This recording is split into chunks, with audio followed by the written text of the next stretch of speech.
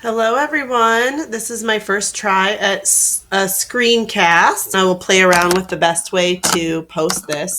I'm going to start by doing a question that multiple people posted on the discussions thread, which was practice test number 2, page 3, question 2.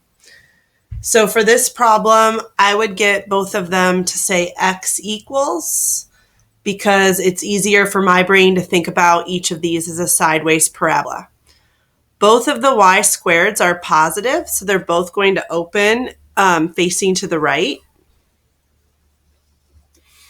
And this guy is a sideways parabola that's moved to the left 3. And if you don't remember that rule from Algebra 2, then just plug in a point. When y is 0, for example, x is negative 3. So I would put a dot right here.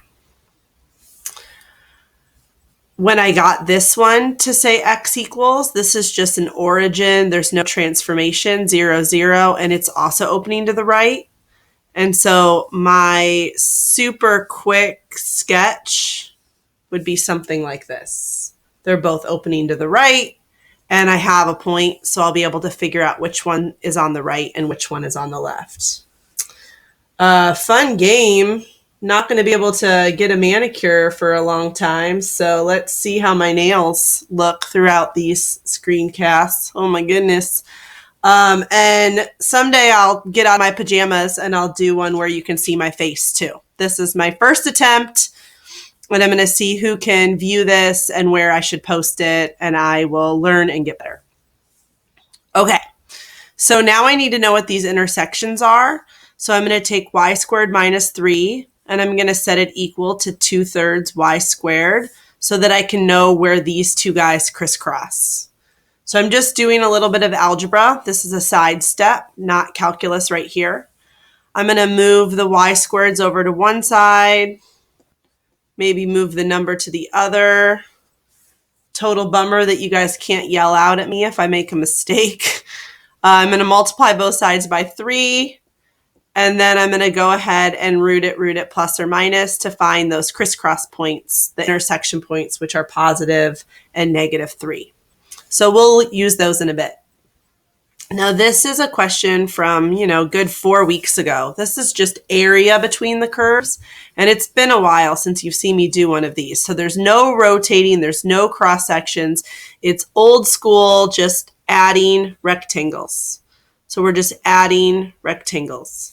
And when you're adding rectangles, all you have to worry about are a height and a width. The width is a dy, and the height you either find with top minus bottom or right minus left. And this is a right minus left. So I'm going to go ahead and do 2/3 y squared minus y squared minus 3. And notice that I distributed the negative to both of those terms. Now I'm stacking these rectangles from -3 to 3.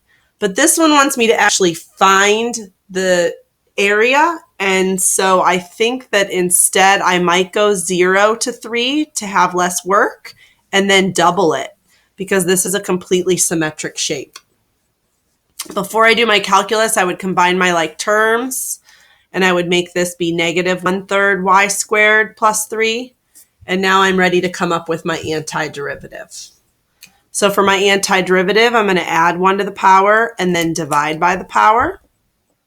And my mechanical pencil is out of ink, it appears. Okay, there we go. And then this one is plus 3y. And I'm going to go ahead and do a side bracket so that you know it's my antiderivative. And I'm going to do my upper minus my lower bound. Oh boy, okay, 3 cubed, 27.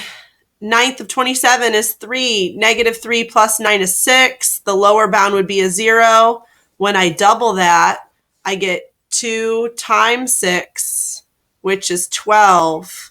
And because it's area, it's units squared, if given units. Yeah, total bummer. You can't say, yep, that's what's posted on your key, or yep, that's what I got too. So I'm going to trust myself, watch this video, and figure out how to post it. Much, much, much more to come. And I miss all of your faces.